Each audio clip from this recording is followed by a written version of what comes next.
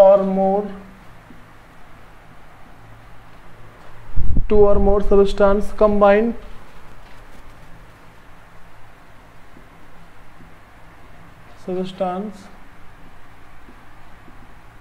combined to form a single substance.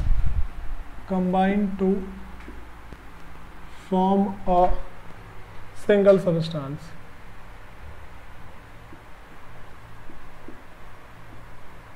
ठीक है भाई, ये बातें बता रहे हैं। मैंने क्या बोला कि दोस रिएक्शन इन विच 2 और मोर, 2 या 2 से ज्यादा हमारे पास रिएक्टेंट साइड में होंगे।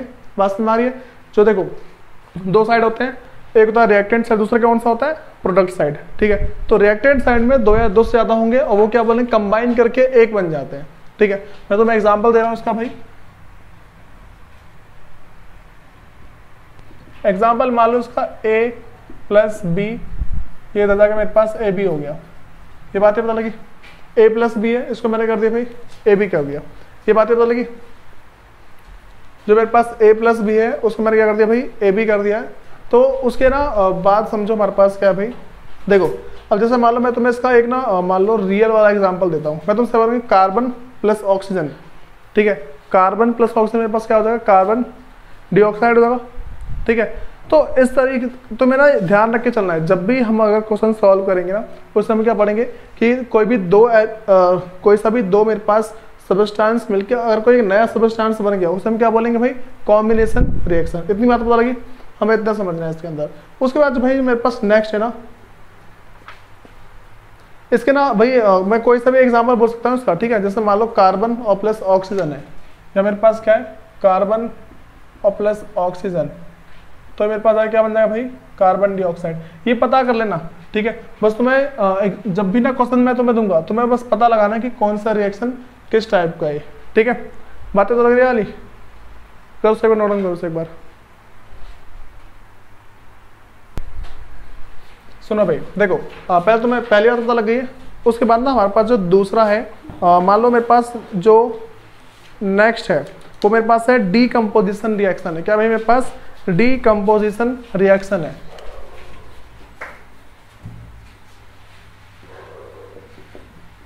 डीकम्पोजिशन रिएक्शन भाई जब भी मेरे पास, देखो मैं इसका तुम्हें मतलब बता रहा हूं, इसका जस्ट उल्टा है। ये मेरे पास क्या था? कॉम्बिनेशन रिएक्शन है ना। कॉम्बिनेशन रिएक्शन का जो एकदम उल्टा होता है ना उसको हम बोलते हैं डीकम्पोजिशन रिएक्शन है। भाई होता क्या मेरे पास डीकम्पोजिशन रिएक्शन? डीकम्पोजिशन रिएक्शन ऐसा रिएक्शन है जिसमें एक सबस्टांस टूट के 2 या 2 से ज्यादा सबस्टांस में कन्वर्ट हो जाता है। इसका उल्टा, एक टूट के 2 या 2 से ज्यादा में बदल जाएगा। बातें पता लगी? तो हमें क्या ध्यान रखना है? दोस reaction in which a substance break into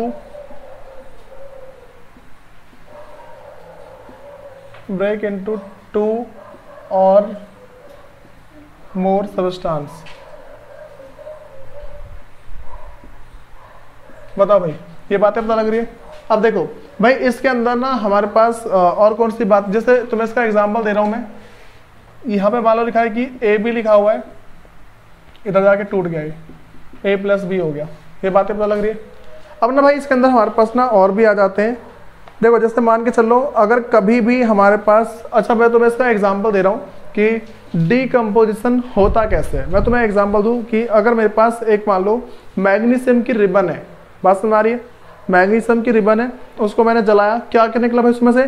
सबसे पहले हीट निकलेगी, तो मतलब हाइड्रोजन गैस निकल गई।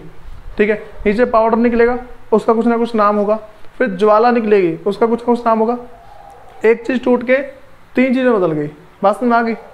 अगली चीज मैं बोल रहा हूँ, मेरे पास मान के चलो पेट्रोल है। ठीक है, चलो पानी है, पानी को मैंने गर्म किया, तो पानी गर्म करने के बाद क्या होता है भाई? उसमें से दो चीजें निकलती। पहले हाइड्रोजन निकला, हाइड्रोजन गैस बाहर निकल गई और ऑक्सीजन अलग हो गया। तो हाइड्रोजन और ऑक्सीजन क्या मेरे पास अलग हो रहा है। अच्छा तो मैं एक बात ध्यान रखनी है, कभी भी अगर हम किसी भी एलिमेंट को या किसी सबस्टांस को हीट के द्वारा अलग करते हैं, हीट के द्वारा डीकम्पोज करते हैं, उसको बोलते हैं भाई थर्मल डीकम्पोजिशन। बात समझ आ गई? मैं क्या बोल रहा हूं कि composition by heating is called thermal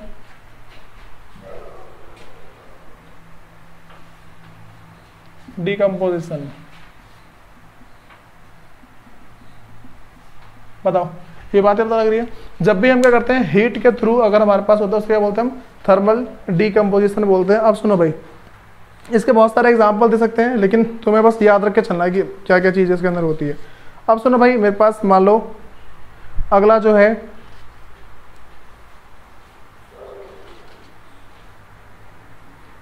अच्छा, एक बात और ध्यान रख के चलनी है। अच्छा, मैंने बताया कि इसका उल्टा ये होता है, इस वाले का उल्टा ये होता है, तो क्या बोलूंगा? Decomposition reaction is opposite of combination reaction बोल सकता हूं। तो मेरे पास क्या भाई, अगली बात ध्यान रख के चलनी है कि डीकम्पोजिशन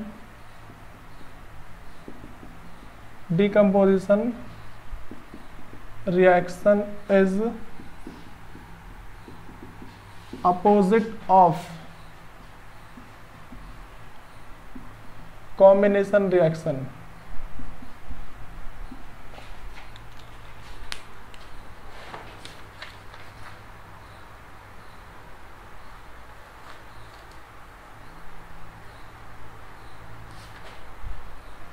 भाई अगला हमारे पास है डिस्प्लेसमेंट रिएक्शन। थर्ड जो हमारे पास है वो है डिस्प्लेसमेंट रिएक्शन। भाई क्या होता है हमारे पास डिस्प्लेसमेंट रिएक्शन? ठीक है, सुनो भाई, जब भी कोई एक पावरफुल सब्सटेंस किसी दूसरे कमजोर सब्सटेंस को उसकी जगह से हटा देता है, उसे हम क्या बोलते हैं? Displacement reaction. बात समझ में आ रही है? इसको भी लिखवाऊंगा, पता लग जाएगा। या फिर बोल सकते हैं कि those reaction in which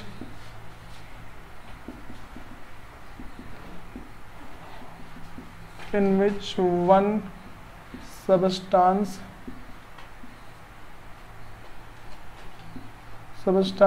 take the place of other substance। बताओ भाई, मैंने क्या बोला? Those reaction in which one substance take the place of other substance. ठीक है, मैं तुम्हें इसका एग्जांपल देता हूँ। मान के चल लो कि भाई जैसे मान लो मैं तुमसे ऐसा बोल दूं, मेरे पास यहाँ पे लिखा है AB प्लस में C। बात में आ रही है? या देखो, AB प्लस में C, इसमें से क्या हुआ? एक एलिमेंट निकल के इस वाले में चला जाएगा, एक एलिमेंट इसमें से निकल के इसमें चला जाएगा, तो यहाँ पे हो गया A प्लस में BC। ये बातें पता लग रही है? तो मेरे पास क्या हुआ, कभी भी अगर एक एलिमेंट इसमें से निकल के उसमें चला जाएगा ना, तो उसे हम क्या बोलेंगे? Displacement reaction. इसका मैं तुम्हें एग्जांपल दे सकता हूँ। मान लो CuSO4 है, CuSO4 है, और ये प्लस में हमारे पास Zn जिंक के साथ है, ये उस साइड गया, तो भाई ये हो गया ZnSO4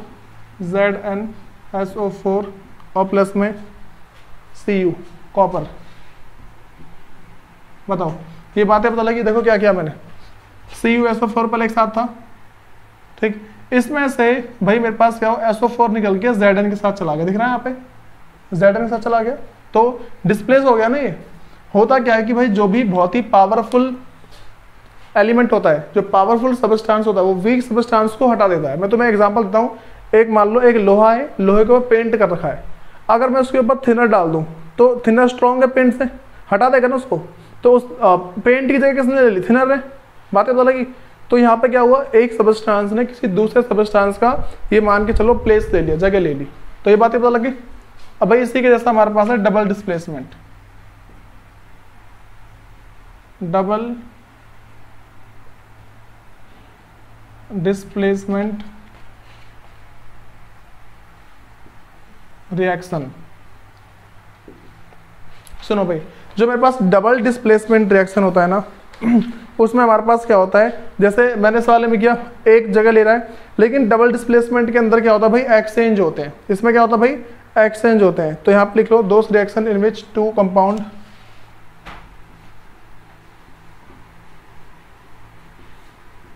those reaction in which two compound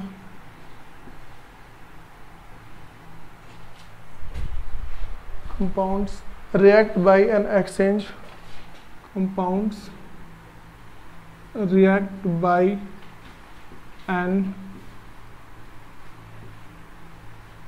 exchange of ions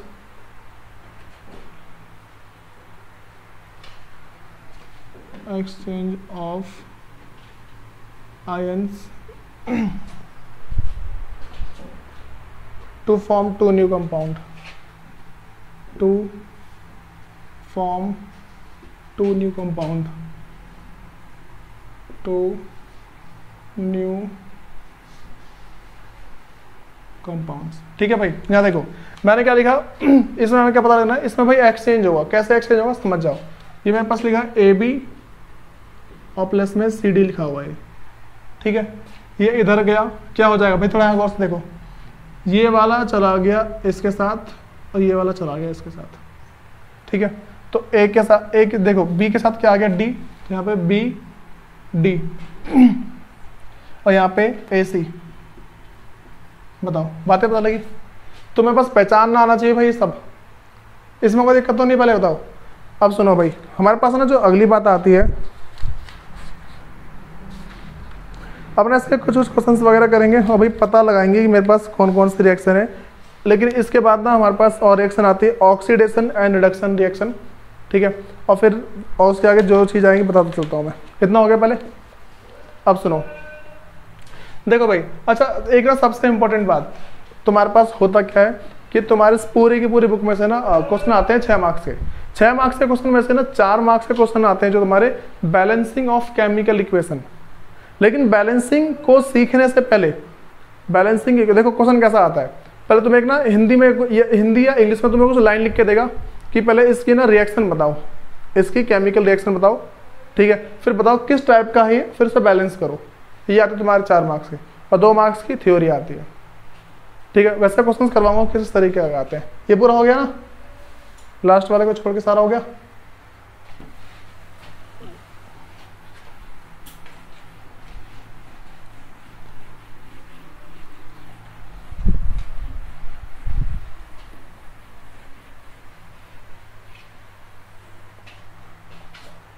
सुनो भाई, मेरे पास अगला है oxidation and reduction reaction.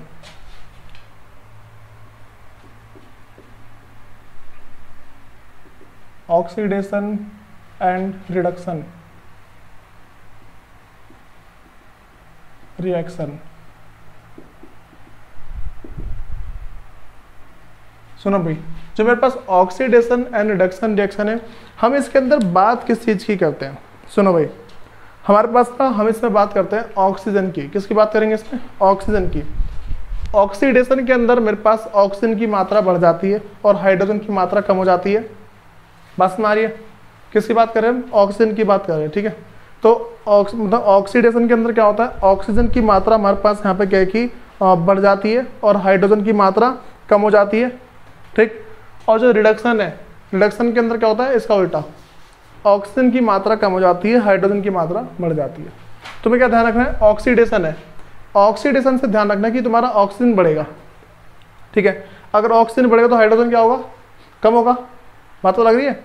Oxidation reaction है, तो अगर ऑक्सीडेशन है तो हमें साफ पता लगा भाई ऑक्सीडेशन मतलब ऑक्सीजन हो गया, ऑक्सीजन है इसका मतलब ऑक्सीजन बढ़ रहा है और हाइड्रोजन कम हो रहा है, ठीक है। इसका उल्टा है मेरे पास रिडक्शन। रिडक्शन में क्या होगा? ऑक्सीजन कम हो जाएगा, हाइड्रोजन बढ़ जाएगा। बात समझ आ गई? तो पहले बात करते भाई ऑक्सीडेशन रिएक्शन के बारे में।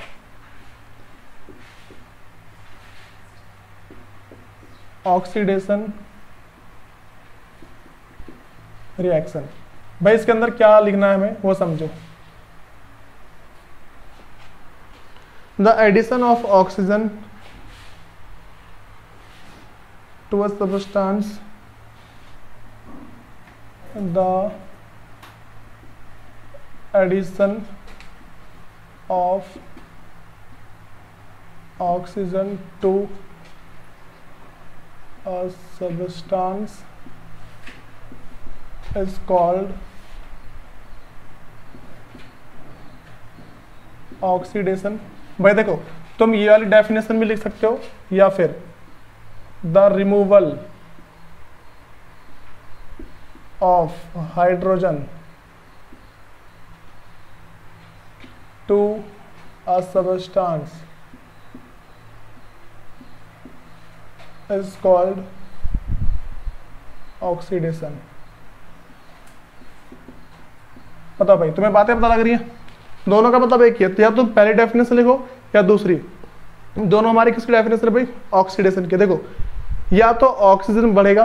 भाई देखो, ऑक्सीजन बढ़ने का मतलब क्या है? मैं तुम्हें एग्जांपल देता हूँ। एक खाना है, खाना गर्म है। जब तक हमारा खाना गर्म है उसका मतलब है उसके अंदर हाइड्रोजन गैस है। बात में आ गई? जब तक खाना गर्म है उसके अंदर क्या हाइड्रोजन गैस है, ठीक है। लेकिन जैसे ही खाना हमारे ऑक्सीजन के कांटेक्ट में आता है, बात समझ आ रही है? जैसे ही हमारा खाना ऑक्सीजन के कांटेक्ट में आ गया, समझो भाई खाना खराब होना शुरू हो जाता है। बात समझ आ गई? जैसे ही हमारा खाना किसके कांटेक्ट में आता है? ऑक्सीजन के कांटेक्ट में आता है, तो यहाँ पर रिमूवल ऑफ हाइड्रोजन गैस हो रहा है ना। हाइड्रोजन गैस हट रही है और क्या आ रही है भाई? Oxygen gas. तो ऑक्सीजन गैस के आते ही क्या होता है? खाना थोड़ा थोड़ा सड़ना शुरू हो जाता है। बात समझ आ रही है? अब सुनो अगली बात भाई, मेरे पास दूसरा है। अगर यहाँ पे ऑक्सीजन ऐड हो रही है तो इसका मतलब हाइड्रोजन घट रही होगी ना। बातें पता लग रही है? ये होता है मेरे पास। अच्छा, अभी ना इसके आगे एग्जांपल बताऊंगा भाई क्या क्या चीजें होती है, खाने से रिलेटेड है मेरे पास। ये वाली बातें पता लग रही है? फिर सुनो भाई, मेरे पास जो दूसरा है,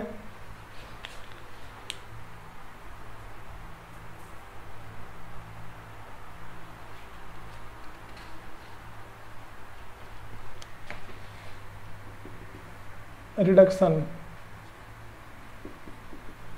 रिएक्शन। भाई सेम लिखोगे इसके अंदर, बस यहाँ पे ना ऑक्सीजन के बदले हाइड्रोजन और हाइड्रोजन के बदले ऑक्सीजन। तो यहाँ पे लिखोगे the addition of hydrogen to a substance is called reduction reaction। उसके बाद भाई जो अगला है मेरे पास, द रिमूवल ऑफ ऑक्सीजन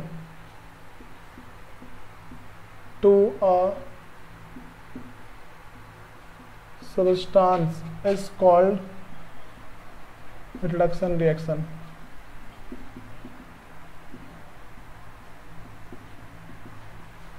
बता भाई, ये बातें पता लग गई? अब सुनो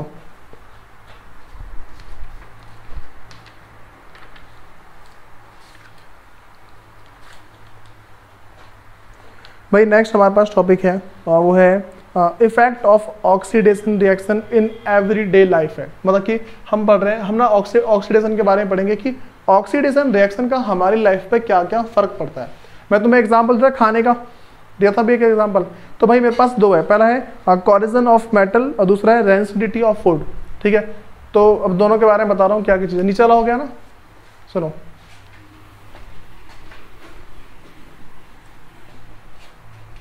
अच्छा भाई, कोई मुझे ये वाली बातें बता सकता है कि अगर खाना मेरा सड़ रहा है, मान लो 6 घंटे बाद मुझे पता है मेरा खाना सड़ जाएगा, तो मैं इसको कैसे बचा के रख सकता हूँ? फ्रिज में डाल दूंगा, ये तो होगा ना, या फिर किसी ऐसे जगह रख दूंगा जहाँ पे ऑक्सीजन, मतलब कि मान लो ऑक्सीजन ज़्यादा ना आए, ऑक्सीजन टाइट मान लो चीज़ रख सकते हैं। अच्छा एक एग्जाम्पल और मैं तुमसे पूछता हूँ कि भाई चिप्स का पैकेट है, ठीक है, मान लो हम चिप्स बना के रखते हैं, ठीक है। तो मैंने मान लो चिप्स फ्राई किया, रख दिया, प्लेट में रख दिया, थोड़ी देर तो कुरकुरे रहेंगे वो, उसके बाद क्या नरम हो जाती है। लेकिन जो हमारे पास चिप्स के पैकेट होते हैं उसके अंदर हमेशा क्रिस्पी रहते हैं। क्या रीजन है इसके पीछे? भाई जो नहीं, हाइड्रोजन नहीं, उसके अंदर नाइट्रोजन गैस होती है। जो चिप्स का पैकेट है उसके अंदर क्या भाई हमारे पास नाइट्रोजन गैस होती है। चिप्स के पैकेट के अंदर नाइट्रोजन गैस होती है, इसीलिए वो क्या है कि उसका सेम वैसा का वैसे ही रखती है। बस नहीं, अब ना जैसे मान लो अभी ना चीन वगैरह में क्या चल रहा है, अमेरिका वगैरह में क्या चल रहा है कि जो इंसान मर जाते हैं ना, उनकी बॉडी को नाइट्रोजन के लिक्विड के अंदर डाल के रखा गया है, ठीक है। नाइट्रोजन के लिक्विड के अंदर इसलिए डाला गया है ताकि उनकी बॉडी सड़े ना। और अच्छा रखा क्यों गया इन बॉडी को? ताकि अगर फ्यूचर में उनको जिंदा करने की कोई टेक्नोलॉजी आई ना तो उनको कर सके। ये भाई चीन के अंदर की बात है और अमेरिका के अंदर की बात है, ठीक है। तो effect of oxidation reaction in everyday life. Effect of oxidation reaction in everyday life. मतलब कि हमारे रोज के जीवन में ना, मतलब कि हमारा जो दिन चलता है इसमें हम ऑक्सीडेशन को कहाँ कहाँ देखते हैं भाई? दो जगह देख सकते हैं। पहला मेरे पास है कोरेजन ऑफ मेटल है,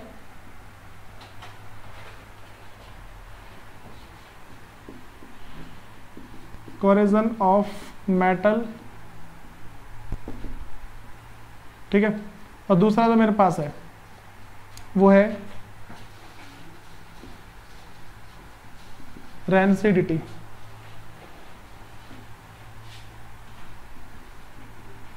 रैंसिडिटी ऑफ फूड। अब भाई समझो कि हमारे पास होता क्या है। कोरेजन ऑफ मेटल का मतलब है मेटल में जंग लग जाना। बात समझ आ रही है? मेटल में क्या है? जंग लग जाना, ठीक है। और रैंसिडिटी ऑफ फूड का मतलब है खाना खराब हो जाना। बातें पता लगी? तो पहले हम बात करेंगे भाई कि कोरेजन ऑफ मेटल के बारे में, कि कोरेजन ऑफ मेटल होता क्या है। इसे थोड़ा साइड में दिखाऊंगा।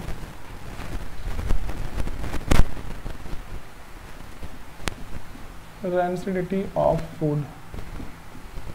तो भाई पहली बात करते हैं हमारे पास कोरेजन ऑफ मेटल क्या होता है। कोरेजन ऑफ मेटल, सुनो भाई, सिंपल सी बात ध्यान रखिए, जब भी कोई भी मेटल हमारे ऑक्सीजन के कांटेक्ट में आता है, बात समझ आ रही है? जब भी कोई भी मेटल हमारे ऑक्सीजन के कांटेक्ट में आता है तो उसके ऊपर एक ब्लैक कलर की ऑक्सीडेशन की लेयर चढ़ जाती है। बात हमारी ऑक्साइड की लेयर चढ़ती है। किसकी? ऑक्साइड की एक लेयर चढ़ जाती है, उससे वो काला काला दिखना शुरू हो जाता है। अच्छा मैं तुम्हें एग्जांपल देता हूँ दूसरा। चांदी की पायल पहनती है लेडीज वगैरह, ठीक है। तो जब वो चांदी की पायल पहनती है कुछ टाइम के बाद हल्की सी काली पड़ जाती है। वो क्या होता है? उसके ऊपर ना ऑक्साइड की एक लेयर आ जाती है। बात समझ आ रही है? जो चांदी की पायल हो गया, सोने के झुमके, सब जो होते हैं उनके ऊपर क्या होता है भाई? एक ना ये मान लो एक लेयर आ जाती है। लेकिन अच्छा एक बात और, बारिश के पानी में जो जा रहे होते हैं ना, नाले में चल के जा रहे होते हैं, वो चमक जाता है एकदम से। ऐसा क्यों होता है? जो बारिश का पानी है ना उसमें एसिड की मात्रा होती है, तेजाब होता है उसके अंदर, ठीक है। तो अच्छा तेजाब ना गंदगी से तेजाब बनता है, ठीक है। तो ये जो हमारे पास गंदगी से तेजाब बना है, ये क्या करता है? जो ऊपर जो ऑक्साइड की लेयर है ना उसको हटा देता है। इससे क्या पायल दोबारा चमकनी शुरू हो जाती है। एक एग्जांपल और देता हूँ। लोहा जो होता है, लोहे के ऊपर क्या भाई? जंग लग जाती है, एक भूरे कलर की परत चढ़ जाती है जिसको हम जंग बोलते हैं। बात समझ आ रही है? जो हमारे पास क्या है कि लोहा है, लोहे को अगर हम ऑक्सीजन रखते हैं ना, मतलब ऑक्सीजन के कॉन्टेक्ट में जब लोहा आता है तो वो क्या भाई उसके ऊपर एक हल्की हल्की भूरी सी ना परत चढ़ती है, ठीक है। तो उससे भी क्या जंग लगता है। लेकिन एक बात और भाई, चलो ठीक है, ऑक्सीजन में, पानी के अंदर जंग क्यों लग जाता है? लोहा पानी के अंदर होता है फिर भी जंग लग जाता है, ऐसा क्या है? हमारा पानी बनता है हाइड्रोजन ऑक्साइड से। इसका मतलब इसके अंदर ऑक्सीजन है, ऑक्सीजन है ना इसके अंदर भी। तो भाई इसीलिए कोई सी भी चीज़ है उसके अंदर क्या लग जाता है। अब मैं तुम्हें दूसरा, अब मैं इससे बचने का तरीका बताता हूँ। किसी भी चीज़ में तुम ना तेल लगा के उसको डुबो के रख दो, अगर कभी तो खराब है तो मानना, तेल ग्रीस ये सब लगा दो तो भाई उसके बाद जंग नहीं लगती कभी भी। देखा होगा भाई, जब भी कोई सी मान लो, तो सुनो, मान लो तुम्हारे घर में ना लोहे की एक नई कुंडी लगी है, ठीक है। जो लोहे की कुंडी लगी हुई है उसके ऊपर क्या, अगर वो पॉलिश नहीं करते हैं ना, उसके बाद पॉलिश की जाती है वैसे लोहे के ऊपर, अगर पॉलिश नहीं करता कुछ दिन के बाद ना उसमें जंग लगनी शुरू हो जाती है। कितना ही बचा लो जंग लगेगी जरूर, ठीक है। बात समझ आ गई है? तो भाई पहले हम बात करते हैं कि कोरिजन क्या होता है।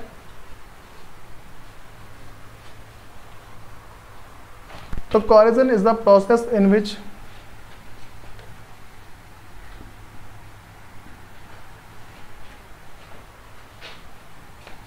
Corrosion is the process in which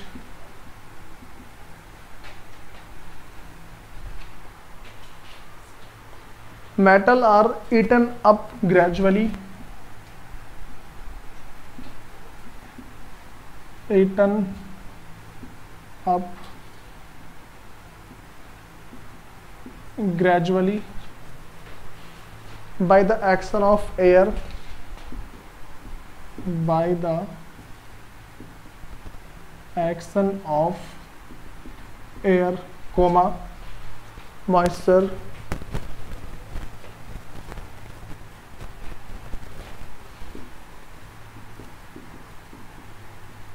moisture or a chemical on their surface, or a chemical on their surface. सुनो भाई, एक तो मेरे पास ये डेफिनेशन है, दूसरा पता मैं डेफिनेशन कर सकता हूँ कि when a metal come into contact with the oxygen then a layer of oxide come on it is called corrosion. ये लिख सकता हूँ मैं आराम से। लेकिन भाई थोड़ा ना ये ना अलग सी लैंग्वेज हो जाएगी थोड़ी ना।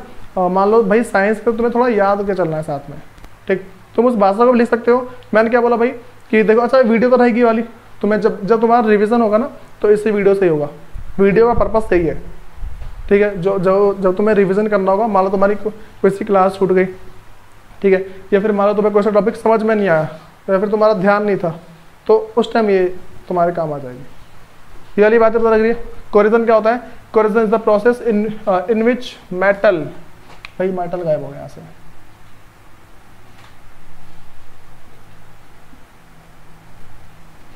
इन विच metals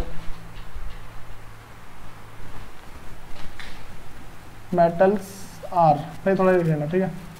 in which metals are eaten up gradually by the action of air, moisture और chemical on their surface, ठीक है। अब भाई इसका ना हम मान के चलो, तो मैं इसका कुछ एग्जांपल देता हूँ। अच्छा भाई इससे कैसे बच सकते हैं, पता है इससे को, इससे हम कैसे बच सकते हैं? अगर मान के चलो कि कोरिजन हो रहा है तो इससे हम कैसे बच सकते हैं? सबसे पहले बाई पेंटिंग ऑन मेटल, पहला पेंट कर सकते हैं। दूसरा लेयर ऑफ ऑयल, ठीक है, या फिर हमारे पास बोलते हैं इलेक्ट्रो पेंटिंग बोलते हैं, ठीक है।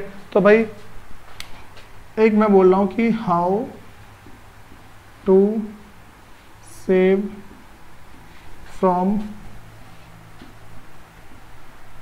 कोरिजन, ठीक है। भाई कोरिजन से कैसे बचा जा सकता है? सबसे पहला by doing paint on metal, metal पे पेंट करके। दूसरा by doing polish on metal, या फिर बोल सकते हैं इलेक्ट्रो, भाई हमारे पास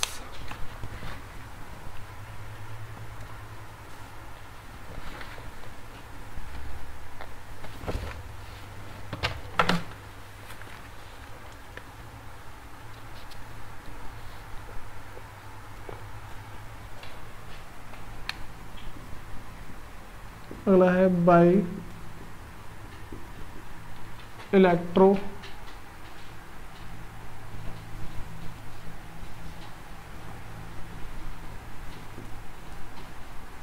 पेंटिंग, और चौथा लिख सकते हैं बाय सिल्वर प्लेटिंग।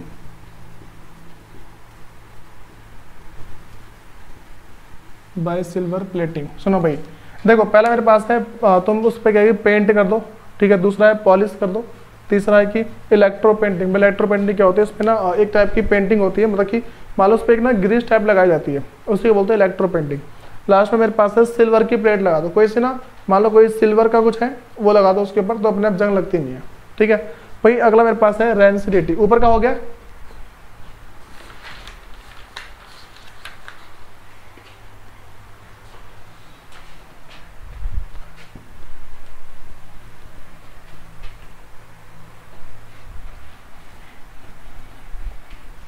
भाई अगली बात करते हैं कि रेंसिडिटी क्या होती है।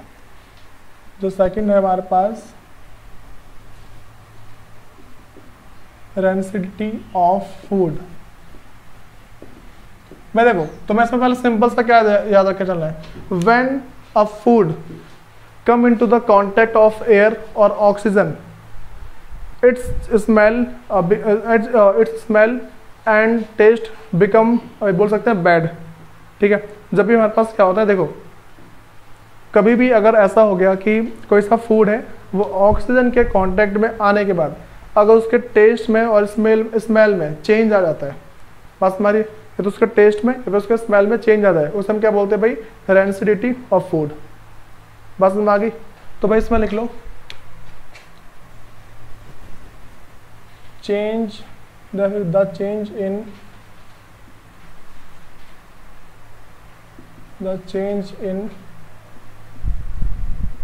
smell and taste of food by coming into the contact of air or oxygen is called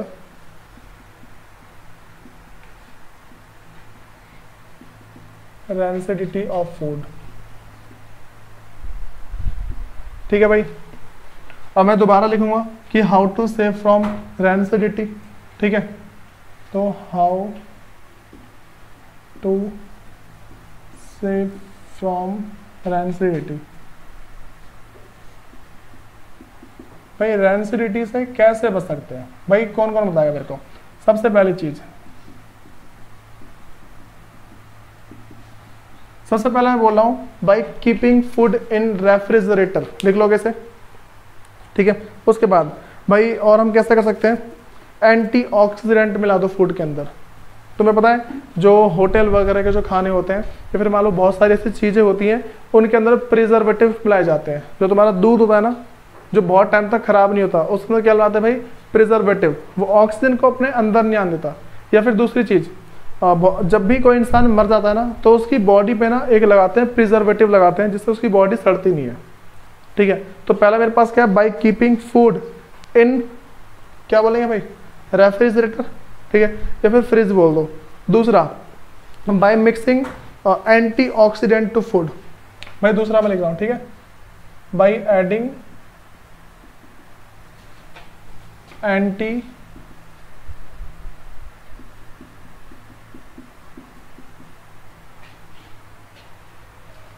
antioxidants in food. और भाई अच्छा, और क्या तरीका है, by keeping food in oxygen tight place. बात समझ आ रही है कि फूड को ऐसी जगह रख दो जहाँ पे ऑक्सीजन पहुँचती ना हो। ठीक है, अगर तुम फूड को ऐसी जगह रख दोगे जहाँ पे ऑक्सीजन नहीं पहुँचती तो भाई उस जगह भी तुम क्या खाने को बचा सकते हो। तो बाई कीपिंग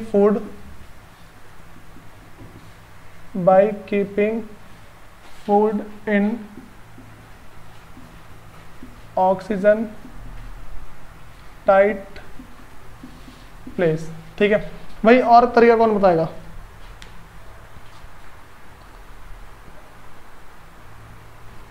एक तरीका और बताया था मैंने, नाइट्रोजन गैस के अंदर रख दो। चिप्स वाला बताया था ना मैंने कि अगर मेरे पास जैसे मान लो कोई चिप्स का पैकेट है, ठीक है, चिप्स के पैकेट में, अच्छा चिप्स जो हमारा पास ऑयली है पता है ना, तो अगर किसी भी ऑयली फूड को अगर हम नाइट्रोजन गैस के अंदर रख देते हैं ना, नाइट्रोजन गैस पैक कर देते हैं, तो भी भाई हम क्या है कि मान लो उस फूड को बचा सकते हैं। तो यहाँ पे लिख लो keeping food in oxygen gas. हाँ भाई बताओ, इन सब बातों में दिक्कत है पहले भाई, तुम्हें ये सारा का सारा पता होना चाहिए। अच्छा एक बात और है, अगर फूड को तुम ना मान के चलो लाइट से दूर रखते हो ना, लाइट से, तो भी बच जाता है वो। अंधेरे मतलब कि प्रकाश से दूर रखो, अंधेरे के अंदर रखो तो भी खाना बच जाता है। लास्ट का हमारे पास है भाई, by storing food away from light. By storing food away from light. ठीक है, कोई दिक्कत तो नहीं भाई इसके अंदर। तो मैंने क्या क्या बताया कि भाई सबसे पहला by keeping it in refrigerator, refrigerator के अंदर रख दोगे तो भी चल जाता है। दूसरा, by adding antioxidant in food. भाई देखो बहुत सारी चीज़ें ऐसी होती हैं जिसको तुम अगर खाने के अंदर मिला दोगे तुम्हारा खाना खराब नहीं होगा।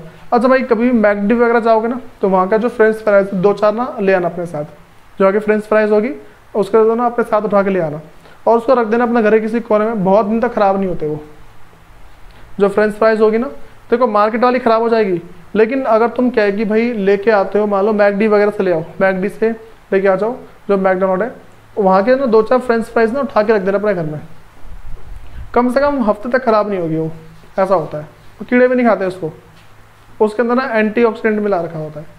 अगला है भाई मेरे पास by keeping food in oxygen tight place, भाई ऐसी जगह पर रख दो जहाँ पे ऑक्सीजन पहुँचती नहीं है। तो मैं वो चीज़ याद है, रोटी रखने वाला ढक्कन सा होता है, तो उसके अंदर हम रोटी को पैक करके देते ना तो रोटी सूखती नहीं है, खराब भी नहीं होती, ठीक है। तो उसके अंदर भाई ऑक्सीजन नहीं पहुँचती इसलिए खराब नहीं होती। अगला है keeping food in oxygen gas, ठीक है। अगर तुम ऑक्सीजन गैस के अंदर भी, ऑक्सीजन है भाई, नाइट्रोजन था ना यहाँ पे, यार नाइट्रोजन करो भाई,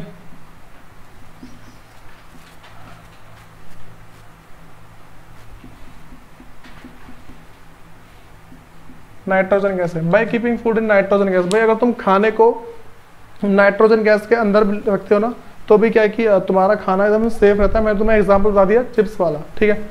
अगला है bye storing food away from light, अगर तुम खाने को लाइट से थोड़ा दूर रखते हो तो भी तुम्हारा खाना क्या है, सेफ रहता है।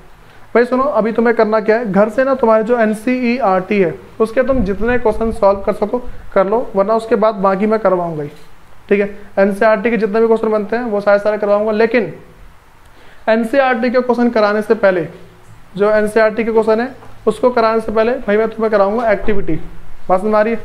जो भी तुम्हारे बुक के अंदर एक्टिविटी होती है ना वो मस्ट है भाई, एग्जाम में गारंटेड एक एक्टिविटी आती है 4 मार्क्स की। तो जितनी एक्टिविटी है वो तुम्हें सारी की सारी याद करनी है अच्छे से। बात समझ आ गई? तो भाई पहले जितना बता दिया तुम्हें सारा याद होना चाहिए। फिलहाल तुम्हारा चैप्टर के नोट्स इतने खत्म है, अब तुम्हारी चलेगी एक्टिविटीज, ठीक है। एक्टिविटी कराऊंगा, एक्टिविटी खत्म, और उसके बाद जाके तुम्हारी जो NCERT है उसके क्वेश्चन वगैरह कराऊंगा, और फिर कुछ और इंपॉर्टेंट क्वेश्चन, फिर तुम्हारा चैप्टर खत्म हो जाएगा, ठीक है। करो से नोट डाउन।